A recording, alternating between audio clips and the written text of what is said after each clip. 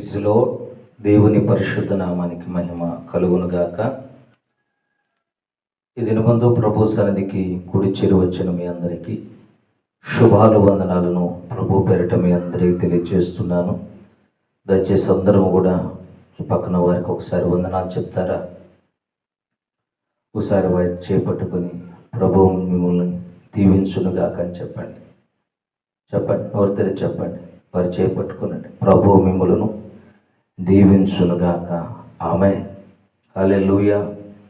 మంచిది. దినమందున చిన్న వాక్య భాగాన్ని నేను మీకు జ్ఞాపకం చేస్తాను. దయచేసి అందరం చూడండి. లూకాసు వార్త 7వ అధ్యాయము. లూకాసు వార్త 7వ అధ్యాయము 4వ వచనాన్ని మనము జ్ఞాపకం చేసుకుందాం. 4వ వచనం. వారు యేసు యొద్దకు వచ్చి, నీ వలన ఈ మేలు పొందుటకు అతడు యోగ్యుడు. చాలండి. వారు యేసు యొద్దకు వచ్చి, నీ వలన ఈ మేలు పొందుటకు అతడు యోగ్యుడు. చాలు. ఇది ఒక శతాధిపతి గురించి రాయబడినటువంటి లేఖన భాగం. ప్రభు అయినటువంటి యేసుక్రీస్తు వారు 33.5 సంవత్సరాలు జీవిస్తే, ఈ 33.5 సంవత్సరాల్లో 30 సంవత్సరాలు తండ్రి దగ్గర గడిపితే 3.5 సంవత్సరాలు ఆయన పరిచర్య చేశారు. ఆయన విరామం లేకుండా పరిచర్య చేశారు. ఆయన చేసినటువంటి ఆ పరిచర్య నేటి వరకు కొనసాగించబడుతూనే ఉంది. ఆమేన్. హల్లెలూయా. చెప్తాం హల్లెలూయా. కాబట్టి 3.5 సంవత్సరాలు చేసిన పరిచర్య అనేక ప్రాంతాలకు యేసయ్య సంచరించారు. అలా సంచరిస్తున్నటువంటి దినాల్లో జరిగినటువంటి కార్యం ఏంటి అంటే, ఒక రోజున ఒక శతాధిపతి ఉన్నాడు. ఆ శతాధిపతి కింద పనిచేసేటువంటి వారు అనేక మంది ఉన్నారు. శతాధిపతి అంటే 100 మందికి అధికారి, 100 మంది పైన అధికారి. ఆ 100 మందిలో ఎవరో ఒక దాసుడికి అనారోగ్యం వచ్చింది. రోగి అయి పడి ఉన్నాడు. ఆ రోగి అయి పడి ఉన్నప్పుడు బిడ్డలారా, ఎవరో ఒక సైనికుడు పంపిస్తే సరిపోతుంది. కానీ తానే స్వయముగా ఆ యొక్క శతాధిపతి బిడ్డలారా ఆ దాసుడు కోసము పరిగెట్టుకుంటూ యేసయ్య దగ్గరకు వచ్చినట్లుగా మనం చూడగలుగుతున్నాం. దేవునికి మహిమ కలుగును గాక. నాకు అప్పుడు అనిపించింది, ఆ దాసుడును యేసయ్య ఆ యొక్క శతాధిపతి ఎంతగా ప్రేమించుంటాడు. తన దగ్గర పనిచేసేటువంటి వ్యక్తిని ఆ దాసుడిని శతాధిపతి ఎంతగా ప్రేమించి ఉంటాడో నేను కోరుకుంటున్నాను. నువ్వు పనిచేసే స్థలాల్లో, నువ్వు ఉద్యోగం చేసేటువంటి స్థలాల్లో నిన్ను ప్రేమించేటువంటి అధికారులను దేవుడు నీకు దయచేయను గాక. చెప్పండి. ఆమేన్ చెప్పండి. హల్లెలూయా. నువ్వు పనిచేసే స్థలాల్లో, నువ్వు ఉద్యోగాలు చేసే స్థలాల్లో, నువ్వు కష్టపడేటువంటి స్థలాల్లో నిన్ను ప్రేమించేటువంటి నాయకులను దేవుడు నీకు అనుగ్రహించునుగాక. ఆమేన్. ఈ శతాధిపతి ప్రేమ కలిగిన వారండి దాసుడు పట్ల. ఆయన ప్రేమ కలిగి తన దాసుడు పనివాడు రోగి అయి పడి ఉంటే ఆ సమయంలో ఏం చేస్తున్నాడు అంటే, యేసయ్య దగ్గరికి పరిగెత్తుకుంటూ వచ్చినట్లుగా మనం చూడగలుగుతున్నాం. యేసయ్య దగ్గరకు వచ్చాడు. అయితే అది చూసినటువంటి శిష్యులు ఏమంటారంటే, యేసయ్య దగ్గరకు ఒక రికమెండేషన్గా వస్తున్నారు. చూసారా, కొన్ని చోట్ల మనకి రికమెండేషన్ కావాలి. బిడ్డలారా, యేసయ్యకి రికమెండేషన్లు ఏమి అవసరంలా. దేవునికి మహిమ. అయ్యా పరలోకానికి వెళ్ళాలి, ఏం చేయమంటావు? రికమెండేషన్ అవసరం లేదండి. నువ్వు మోకాలు వేసి ప్రార్థన చేస్తే చాలు, మోకాళ్ళ అనుభవం కలిగి ప్రభు సన్నిధిలో ఉంటే చాలు, మారు మనసు పొంది రక్షణ పొందితే చాలు, యేసుక్రీస్తు రక్తం చేత కడగబడితే చాలు, నీవు తండ్రితో పాటు ఉండడానికి దేవుడు కృపనిస్తాడు. ఆమేన్. హల్లెలూయా. ఇక్కడ యేసయ్య దగ్గరికి శిష్యులు వచ్చి అంటున్నారు, అయ్యా ఇదిగో నీ వలన ఈ మేలు పొందటానికి అతడు యోగ్యుడు. చెప్పండి. నీ వలన ఈ మేలు పొందటానికి అతడు యోగ్యుడయ్యా అని శిష్యులు వచ్చి ఒక అధికారి గురించి సాక్ష్యం ఇస్తున్నారు. ఆమేన్. హల్లెలూయా. ప్రియ దేవుని బిడ్డలారా, ఈ వాక్యం చదివినప్పుడు నాకు అర్థమయ్యింది, మన జీవితంలో ఒక్కొక్కసారి మేలులు జరగటం ఆగిపోయినాయి. మన జీవితంలో కార్యాలు జరగటం ఆగిపోయినాయి. కారణం ఏంటి అంటే, ఈ వాక్యం చదివినప్పుడు నాకు అర్థమైంది, మేలును పొందుకోవాలి అంటే ఆ మేలు పొందుకున్నటువంటి వ్యక్తి యోగ్యుడై ఉండాలి. చాలామంది దైవజనులు కూడా ప్రార్థన చేస్తున్నారు. వారు హృదయపూర్వకంగా ప్రార్థన చేస్తారండి. మందిరంలోనైనా ఎక్కడైనా ఏ దైవజనులైనా వారు హృదయపూర్వకంగా ప్రార్థన చేస్తారు, హృదయపూర్వకంగా వారి కొరకు కన్నీరు కారుస్తారు. అయినా ఎదుటి వ్యక్తికి ఎందుకో మేలు అనేటువంటిది జరగటం మనం చూడం. కొన్ని కుటుంబాలు ఎంత ప్రార్థనలు చేయి మేలు జరగదు. మరి ఎందుకు అంటే వాళ్ళు అనుకుంటారు పాస్టర్ గారి లోపం అనుకుంటారు. పాస్టర్ గారి లోపం కానీ కాదు. అలాగే దైవజనుడు చేసేటువంటి దేవుని లోపం కూడా ఏది కాదండి. దేవుడిలో లోపం ఉండదు, దైవజనుల్లో కూడా లోపం ఉండదు. మరి ఎందుకు ఆ కుటుంబంలో కార్యం జరగట్లేదు? ఎన్ని సంవత్సరాలు ప్రార్థన చేసినా, ఎన్ని రోజులు ప్రార్థన చేసినా ఎందుకు అది వెనక్కి తిరిగి ప్రార్థన వెళ్ళిపోతుంది అంటే మీరు గమనించాలి, యోగ్యుడు మాత్రమే మేలు పొందుకుంటాడు అని రాయబడింది ఇక్కడ. హల్లెలూయా. మీరు గమనించాలి, ఈ మాట మీరు అర్థం చేసుకోవాలి. అమ్మ వినబడుతుందా?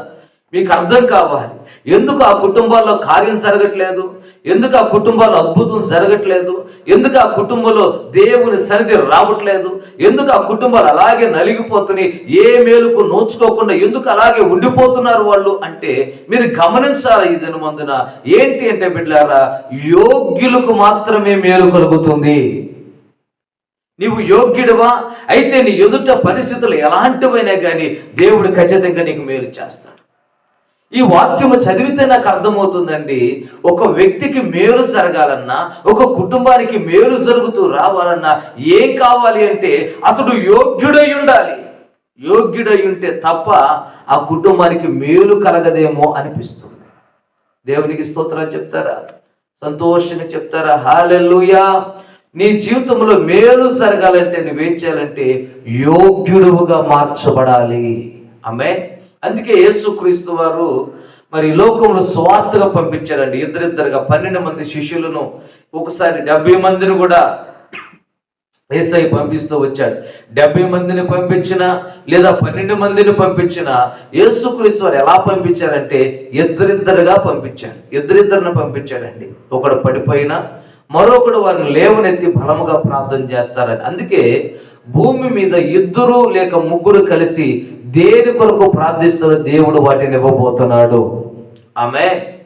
హల్లెలూయా. భార్యగా భర్తగా నువ్వు కలిసి ప్రార్థన చేసే దేవుడు నీకు మేలు చేయబోతున్నాడు. ఆమేన్. కాబట్టి ఇద్దరిద్దరిగా ఈ యొక్క శిష్యులను యేసుక్రీస్తు వారు పరిచర్య కొరకు పంపించాడు. దయ్యాలను వెళ్ళగొట్టండి అని చెప్పాడు, రోగులను స్వస్థపరచండి అని చెప్పాడు.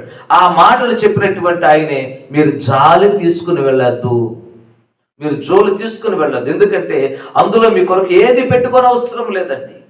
మీరు ఏ ఇంటికి వెళుతున్నారో ఆ ఇంటిలో మీరు ఏం చేయాలి అంటే బస చేయండి. ఏ ఇల్లు అయితే యోగ్యమై ఉంటుందో, ఏ ఇల్లు అయితే యోగ్యత కలిగి ఉంటుందో ఆ ఇంటికి సమాధానము వస్తుంది అన్నాడు. మత్తయి సువార్త 10వ అధ్యాయంలో ఈ మాటలు రాయబడి ఉంటాయి. చూడండి, నేను చదువుతాను మీకు అర్థం అవడానికి. మత్తయి సువార్త 10వ అధ్యాయము 11వ వచనం నేను చదువుతున్నాను, దయచేసి మీరు జాగ్రత్తగా ఉండండి. 10, 11 కూడా చదువుతున్నాను. పనివాడు తన ఆహారముకు పాత్రుడు కాడా? మరియు మీరు ఏ పట్టణములో ఎవడు యోగ్యుడో విచారణ చేసి అక్కడ నుండి వెళ్ళు వరకు అతని ఇంటనే బస చేయాలి అన్నాడు. ఇక్కడ చెప్పాడు తన శిష్యులకి, అయ్యా ఏదైనా ఒక పట్టణం వెళితే, ఏదైనా ఒక ఊరు వెళితే ఆ ఊర్లో ఏ కుటుంబం యోగ్యమైనదో ఎంచండి, ఏ కుటుంబం యోగ్యమైనది ఆలోచన చేయండి బిడ్డలారా. అన్ని కుటుంబాలు యోగ్యమైనవి కాదు, అందరూ కూడా యోగ్యమైన వారు కాదు. కాబట్టి ఆ కుటుంబాలు ఒక ప్రాంతానికి వెళితే ఏ కుటుంబం యోగ్యమైనదో మీరు గుర్తించండి, పరిశీలన చేయండి, పరీక్షించండి. ఏ కుటుంబం యోగ్యమైనదని ఎంచుతారో ఆ ఇంటిలోనికి మీరు వెళ్ళండి, మీరు వచ్చే వరకు అక్కడే బస చేయండి అన్నాడు. దేవునికి మహిమ కలుగును గాక. ఎరుకో పట్టణము చాలాసార్లు యేసు ప్రభు వెళ్ళినప్పుడు ఆ ఎరుకోలో బేతనియా అనేటువంటి ప్రాంతం ఉంటుందండి. ఆ బేతనియా ప్రాంతంలో ఎక్కువగా ఎవరింటికి వెళ్ళేవారు యేసయ్య అంటే మరియా మార్తల ఇంటికే వెళ్ళేవాడు. మీరు గమనించండి, యేసయ్య ఎవరింటికి రాడా అనుకుంటారు, దైవజనుడు ఎవరింటికి రారా అనుకుంటారు. వస్తారండి, మీరు పిలిస్తే ఎందుకు రారు? అప్పుడప్పుడు గృహ దర్శనాలు కూడా వస్తారు. కానీ అన్ని ఇళ్ళ కాడ అన్ని స్థలాల్లో వారు నివాసము చేయలేరు. ఎందుకంటే దేవుడే చెప్పాడు, ఏది యోగ్యమైనదో పరిశీలన చేయండి. అందరి నోరు మంచి కాదు, అన్ని కుటుంబాలు కూడా మంచివి కాదు. మీరు గమనించాలి, తప్పుగా అనుకోవద్దు. వాక్యం అంటుంది, ఎవరు యోగ్యులో పరిశీలన చేయండి. ఎవరు నీకు కాపుదలిచ్చేవారు, ఎవరు నీ మర్యాదను కాపాడేవారు, ఎవరు నీ యోగక్షేమాన్ని చూసేవారు, ఎవరు నిన్ను ఘనతనిచ్చేవారు, ఎవరు నీకు విలువనిచ్చేవారో మీరు గమనించాలా. అందరూ విలువీరుగా మందిరానికి వచ్చినంత మాత్రాన. అందుకే దేవుడు అంటున్నాడు, ఏది యోగ్యమైనదో మీరు పరిశీలించండి. మీ గౌరవాన్ని కాపాడేవారెవరో, మీ మర్యాదను కాపాడేవారెవరో, ఎవరి నోటి తీరు మంచిదో, ఎవరి నోటి ఫలము మంచిదో మీరు పరిశీలన చేయండి. ఆ ఇంటిలో మీరు నివాసం ఉండండి, ఆ ఇంటికి మేలు కలుగుతుంది అన్నాడు. యోగ్యులైనటువంటి వారింటికి వెళ్ళమన్నాడు ఆయన. హల్లెలూయా. ఆ కింద వచ్చిన కూడా నేను చదువుతున్నా చూడండి. ఆ ఇంటిలో ప్రవేశించుచు ఆ ఇంటి వారికి శుభమని చెప్పండి. ఆ ఇల్లు యోగ్యమైనదైతే మీ సమాధానము దాని మీదకి వచ్చును, అది యోగ్యమైనది కాకపోతే సమాధానం తిరిగి మీతో వస్తుందన్నాడు. మీరు ఈ మాట వినాలి. ఆ ఇల్లు యోగ్యమైనది అనుకోండి, ఆ ఇంటికి సమాధానం కలిగిద్దంట. ఆ ఇంటిలో అయోగ్యత ఉందనుకంటే యోగ్యత కలిగిన వారు లేరనుకోండి, ఆ ఇంటిలోకి మేలు జరగదు, ఆ ఇంటికి సమాధానం రాదు. ఎంతమంది దైవజనులన్న రాని, ఎంతమంది చేతులేసి ప్రార్థన చేయని, రుద్ది ప్రార్థన చేయని, నీవు యోగ్యుడు కాకపోతే నీకున్న తలనొప్పి కూడా తగ్గడానికి అవకాశం లేదు. అందుకు ఒక దైవజనుడిగా నిండు మనసుతో నీతో చెప్తున్నాను, నీవు యేసు మెచ్చుకుని యోగ్యత కలిగిన వ్యక్తిగా నీవు మార్చబడాలి. ఆమేన్. యేసయ్య కోరుకునే యోగ్యత నీ కుటుంబంలో దేవుడు కలుగు చేయునుగాక. దేవుని వాక్యం అంటుంది, యోగ్యుల ఇంటిలో అడుగు పెట్టండి. నీ మర్యాదను కాపాడేవారు, మంచి మాట తీరు కలిగిన వారు బిడ్డలారా, నీ యొక్క యోగక్షేమాన్ని చూసేవారు యోగ్యులు ఎవరో మీరు పరిశీలన చేయండి, పరీక్షించండి, ఆ ఇంటిలో అడుగు పెట్టండి. వారు యోగ్యులని ఎంచితే బిడ్డలారా, ఆ యోగ్యత లేదా సమాధానము ఆ ఇంటికి రాబోతుంది, మేలు కలగబోతుంది ఆ ఇంటికి. ఎన్నిసార్లు నీ ఇంటిలో అడుగు పెట్టిన మేలు కలగపడడానికి గల కారణం ఏంటంటే దైవజనుల లోపం లేదు, దేవుని లోపం లేదండి. ఎందుకు మేలు కలగట్లేదంటే ఒకటే మాట నేను మీతో చెప్తున్నాను, నీవు ఆ మేలు పొందుకోవడానికి యోగ్యత నీకు లేదు, ఆ ఆశీర్వాదాన్ని అనుభవించడానికి యోగ్యత నీకు లేదు. ఎప్పుడైతే యోగ్యత కలిగి ఉంటావో ఖచ్చితంగా దేవుడు నిన్ను ఆశీర్వదించడం ప్రారంభిస్తాడు. దేవునికి స్తోత్రాలు చెప్దాం. హల్లెలూయా చెప్పండి, హల్లెలూయా.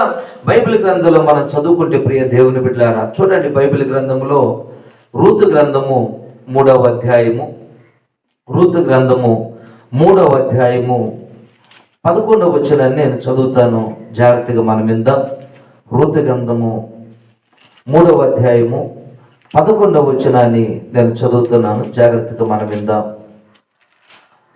రూతు గ్రంథము 3వ అధ్యాయం 11వ వచనం చూడండి, నేను చదువుతున్నాను. కాబట్టి నా కుమారి భయపడకము, నీవు చెప్పినదంతయు నీకు చేసేదను, నీవు యోగ్యురాలవని నా జనులందరూ ఎరుగుదురు అన్నాడు. నీవు యోగ్యురాలవని నా జనులు అందరూ ఎరుగుదురు అన్నాడు. ఈ సంగతి ఎవరి గురించి రాయబడింది అంటే తల్లిగారు రూతు గారి గురించి రాయబడింది. దేవునికి మహిమ కలుగును గాక.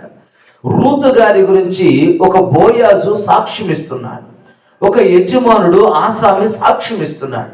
ఏమని చెప్తున్నాడు అంటే, అమ్మా నీవు నా దృష్టికి యోగ్యురాలుగా కనబడ్డావు కాబట్టి నీకు న్యాయం చేస్తాను, నీ పొలాన్ని నీకు ఇప్పిస్తాను, నీకు కావలసిన ప్రతి ఆశీర్వాదాన్ని నేను ఇస్తానని రూతుతో బోయాజు చెప్పినట్లుగా మనం వింటున్నాం. అంత మాత్రమే కాదు, ఆ రూతు గురించి చెప్తున్నాడు, నీవు యోగ్యురాలు అని నా జనులందరూ తెలుసుకుంటారు అన్నాడు ఆయన. హల్లెలూయా. ఈ కడవరి దినాల్లో నీవు యోగ్యురాలు అని అనేక మంది తెలుసుకోవాలేస్తున్నామను, నీవు యోగ్యుడు అని అనేక మంది తెలుసుకోవాలేస్తున్నామములో, నీ కుటుంబం యోగ్యమైనదని, నీ బిడ్డలు యోగ్యమైన వారిని అనేక మంది ప్రజలు గుర్తించుదురుగాక. నేను ఒక దైవజనుడిగా నేను కోరుకుంటున్నానండి, నిండు మనసుతో కోరుకుంటున్నాడు. బోయాజు గ్రహించగలిగాడు, ఈమె నా యొద్ద నివసించడానికి, ఈ పొలములో పని చేయడానికి, ఈ పొలములో పరిగి ఏరుకోవడానికి ఆమె యోగ్యురాలు, ఆమె నా భార్యగా ఉండడానికి కూడా ఆమె యోగ్యురాలు అని బోయాజు గ్రహించగలిగాడు ఆమెను చూసినప్పుడు. హల్లెలూయా. ఎలా ఎంచగలిగాడండి యోగ్యురాలని అంటే తన అత్త ఎడల జరిగించినటువంటి కార్యాన్ని చూశాడంట. తన అత్తతో నడిచిన విధానాన్ని చూశాడంట, తన అత్తకు లోబడిన విధానాన్ని చూశాడంట, తన అత్తతో తాను కలిగినటువంటి ఆ సంబంధాన్ని చూశాడంట. బిడ్డలారా చూడండి, ఓర్ప ముద్దు పెట్టుకుని వెళ్ళిపోయింది, ఓర్ప విడిచిపెట్టి వెళ్ళిపోయింది. ఈ ముసలిదాన్ని నేను ఎక్కడ చూడాలనుకుంటున్నాను అనుకుందేమో. అమ్మా, మీకు 2 చేతులు ఎత్తి చెప్తున్నాను, ముసలి వారిని ప్రేమించండి, ముసలి వారిని చూడండి, అది మీ తలల మీదకి ఆశీర్వాదం వస్తుంది. హల్లెలూయా. నేను అనుకుంటున్నా, నయోమి ముసలిది అయిపోయి ఉంటుంది. అప్పుడు అనుకుని ఉంటుంది, నయోమి కూడా అంటది కదా, నా పని అయిపోయిందమ్మని చెప్తుంది కదా. అందుకే ఓర్ప అనుకుంటుందంట, నేను బ్రతికినంత కాలం ఇక ఈ ముసలిదాన్ని ఎక్కడ చూడాలనుకుందేమో, అవకాశం కోసం ఎదురు చూసింది. నయోమి అంది, అమ్మ మీరు కుర్రవాళ్ళు, పొడుసు వాళ్ళు, మీకు ఇంకా చాలా జీవితం అందు వయసు ఉంది, నేను మరలా పిల్లలకని నేను నీకు ఇవ్వలేను, కాబట్టి నువ్వేం చేస్తావో తెలుసా, వెళ్ళిపో అని చెప్పింది. అయితే ఓర్ప ముద్దు పెట్టుకుని వెళ్ళిపోయిందండి. రూతు మాత్రం అంది, అత్త నువ్వు వెళ్ళిపోమన్నది అనొద్దు, నీ జనమే నా జనము, నీ బంధువులే నా బంధువులు, నీ దేశమే నా దేశము, నీ దేవుడే నా దేవుడు, నన్ను మరణము తప్ప మరేది వేరు చేయకూడదు అని చెప్పిందండి. హల్లెలూయా. ఈ మాటలన్నీ బోయాజుకు తెలిసినాయి. రూతు నయోమితో చేసిన ఒప్పందము బోయాజుకు తెలిసింది. రూతు యొక్క ప్రేమ తెలిసింది, రూతు యొక్క సుగుణాలు తెలిసింది, రూతు యొక్క మంచితనము తెలిసింది కనుక బోయాజు చెప్తున్నాడు, నా దగ్గర ఉండడానికి, నా ద్వారా మేలు పొందడానికి నీవు యోగ్యురాలువు. నేను గమనించాను, నేను గుర్తించాను, నీవు నా ద్వారా మేలు పొందడానికి నీవు మాత్రము యోగ్యురాలవని నేను అంగీకరిస్తున్నాను. అంత మాత్రమే కాదు, నా జనులందరికీ తెలియజేయబోతున్నాను, నీవు యోగ్యురాలవని అనేక మంది తెలుసుకోబోతున్నారు అని చెప్పాడు. దేవునికి మహిమ కలుగును గాక. కాబట్టి యోగ్యురాలకి ఏం కలిగిందంటే తెలుసా బిడ్డలారా, ఒక రిద్దురాలుగా వెళ్ళినటువంటి ఆమె, ఏమీ లేని ఆమెగా వెళ్ళినటువంటి రూతు ఎక్కడ పరిగేరుకుందో, ఎక్కడ పని చేస్తుందో ఆ భూమి అంతటికి, ఆ యొక్క స్థలం అంతటికి ఆమె యజమానురాలుగా మారిపోయిందంటే గట్టిగా చప్పట్లు కొడతారా? హల్లెలూయా. యోగ్యుడు అయితే ఎక్కడ పని చేస్తున్నావో ఆ పని స్థలాల్లోనే నువ్వు ఆసామిగా మారిపోతావు. ఏ భూమిని కౌలుగా వేస్తున్నావో ఆ కౌలుకి వేసే భూమికి నువ్వు హక్కుదారుడుగా మారిపోతావండి, యజమానుడిగా మారిపోతావు. యోగ్యుడికి కలిగినటువంటి ఆశీర్వాదం, యోగ్యుడికి కలిగేటువంటి మేలు. రూతమ్మ గారు ఒక పని మనిషికి వెళ్ళింది, పరిగి ఏరుకునే దానికి వెళ్ళింది. ఎంత భూమిలో ఏరుకుందో ఆ భూమి అంతటికి బిడ్డలారా ఆమె యజమానురాలుగా మారిపోయింది. నీవు యోగ్యురాలు అయితే, నీవు యోగ్యుడు అయితే, నీ కుటుంబం యోగ్యమైతే బిడ్డలారా, ఆ రూతు రిద్దురాల నుంచి, దీనురాల నుంచి ఎలాగూ గనురాలుగా మార్చబడిందో అలాగునే నీవు గనుడిగా మార్చబడతావు. హల్లెలూయా చెప్తాం బిగ్గరగా, హల్లెలూయా చెప్పండి బిగ్గరగా, హల్లెలూయా హల్లెలూయా. సొలొమోను అంటాడు అబియా తోటి, సొలొమోను చెప్తూ మాట్లాడుతాడు, బిడ్డలారా ఇదిగో నీవు యోగ్యుడవైతే దేవుని కృప నీ దగ్గరకు వచ్చింది కనుక మరణము నిన్ను తాకదు అంటాడు ఆయన. రాజుల మొదటి గ్రంథము 52వ అధ్యాయంలో మనం చదువుకుంటే ఈ విషయాలు మనకు కనపడతాయండి. నీవు యోగ్యుడవైతే మరణము నీ యొద్దకు రాదు, నీవు యోగ్యుడవైతే మరణము నుంచి నువ్వు తప్పించబడతావు, నీకు మేలు కలిగింది అంటాడండి. దేవునికి మహిమ కలుగును గాక. హల్లెలూయా చెప్దామా బిగ్గరగా, హల్లెలూయా.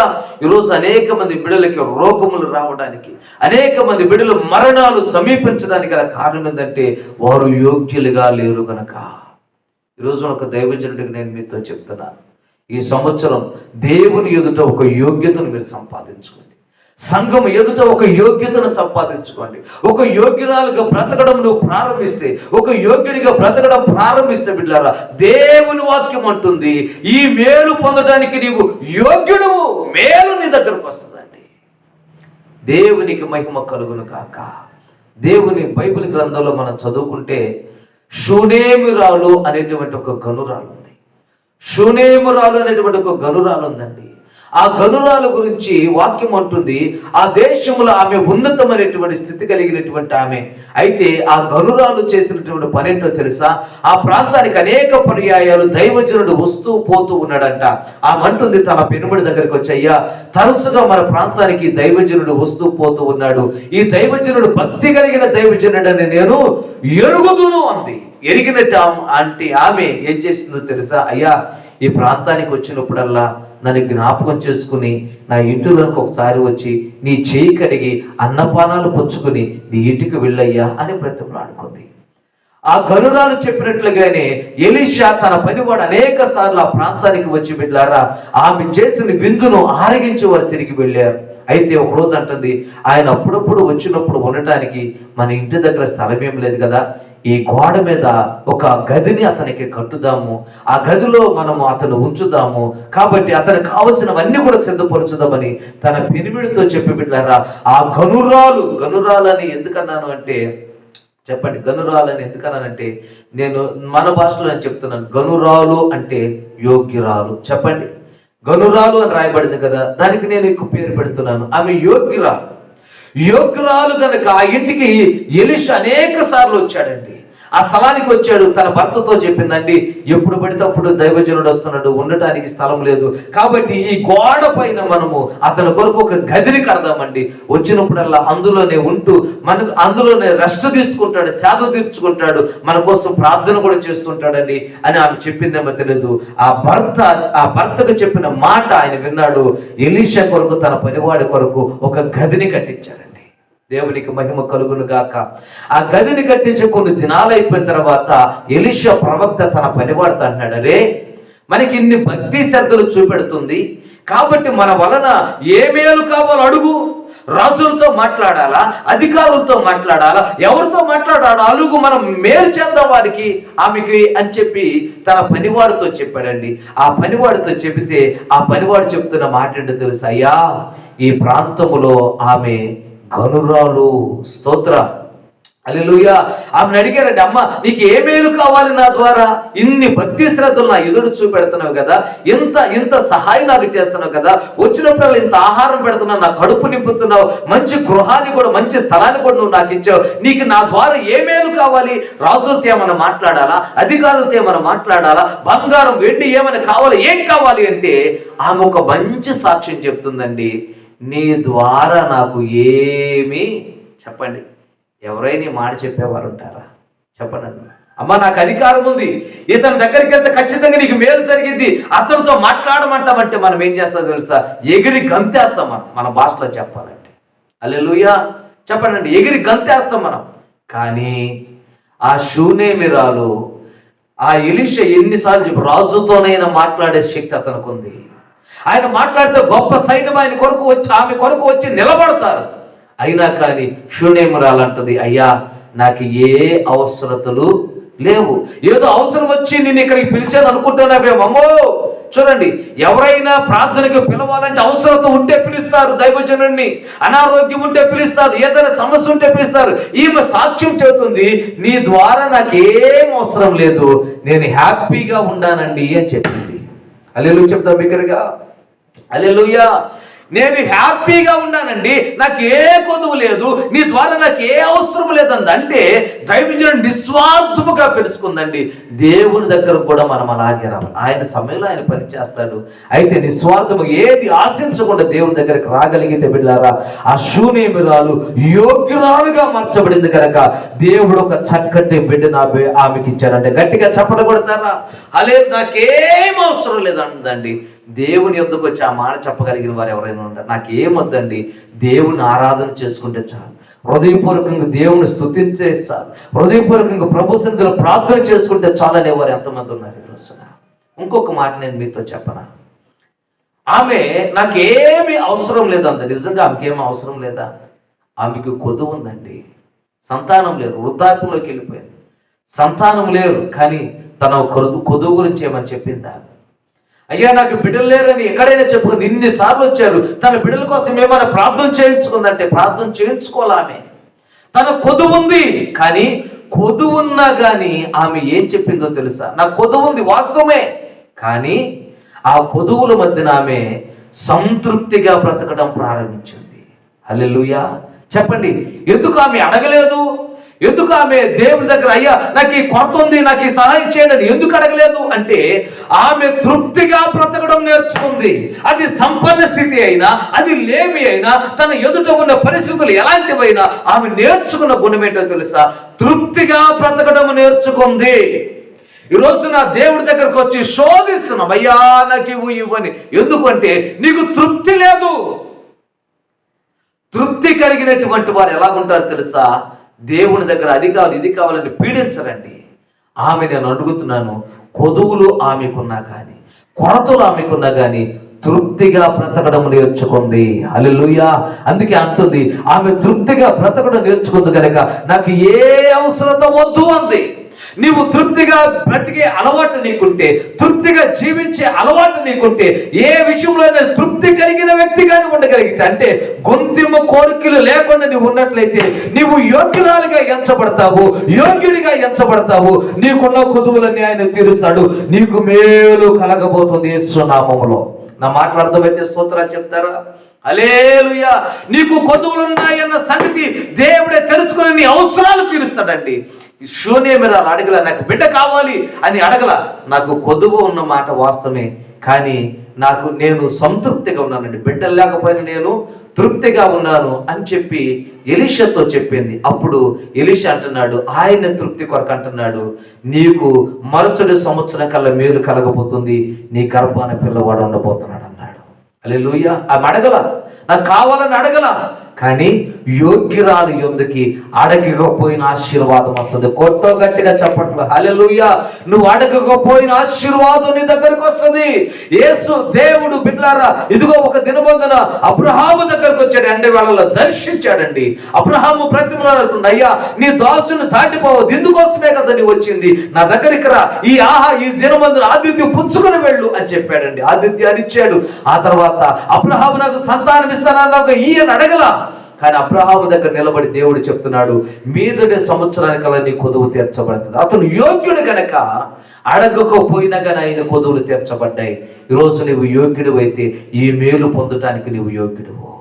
ఏ మేలు కొరకైతే ఎదురు చూస్తున్నావో అది పొందుకోవాలంటే యోగ్యత కావాలి.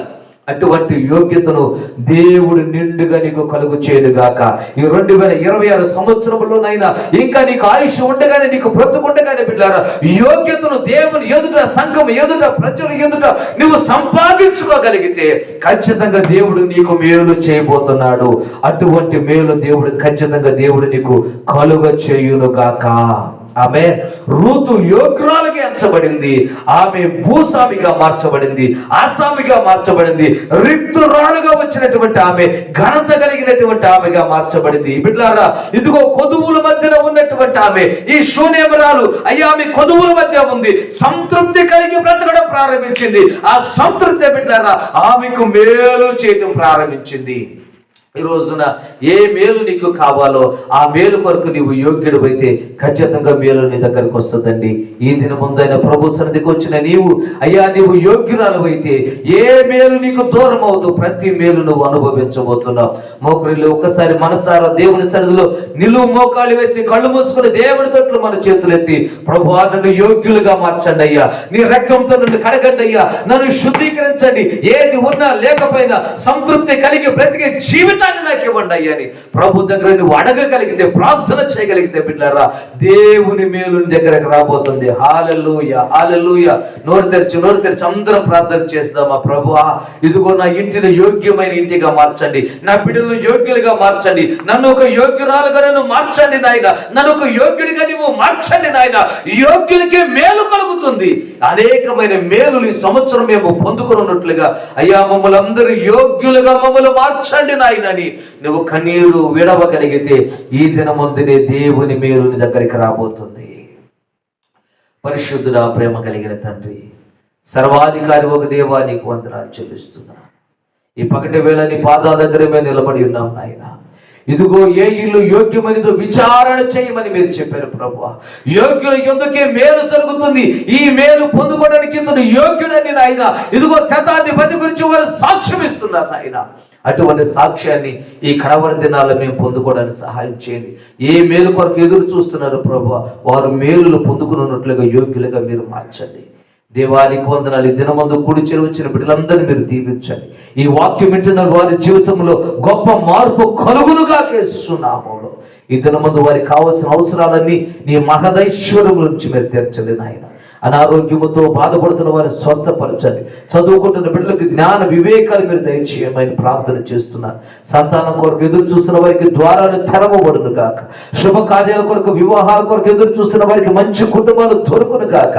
నిరుద్యోగ సమస్యతో బాధపడుతున్న వారికి నిరుద్యోగ సమస్య నుంచి విడుదల కలుగును గాక. యేసునామమున పశువులను, పంటలను మీరు దీవించండి. వాహనాలు ముద్రించండి. ప్రతి ప్రమాదాలు దూరం చేయమని ప్రార్థన చేస్తున్నాను తండ్రి. అయ్యా, ఈ పరిచర్య కొరకు ఎంతో మంది గుప్పులు విప్పుతున్నారు నాయనా.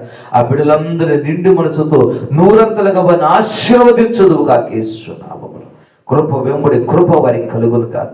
యోగ్యులుగా మీరు చేసి మేలు చేయమని యేసునామమందు ప్రార్థన చేసి అడిగి పొంది ఉన్నాము తండ్రి. ఆమేన్. హల్లెలూయా చెప్దాం. హల్లెలూయా. ప్రభు మిమ్మల్ని అందరినీ దీవించును గాక. ఆమేన్.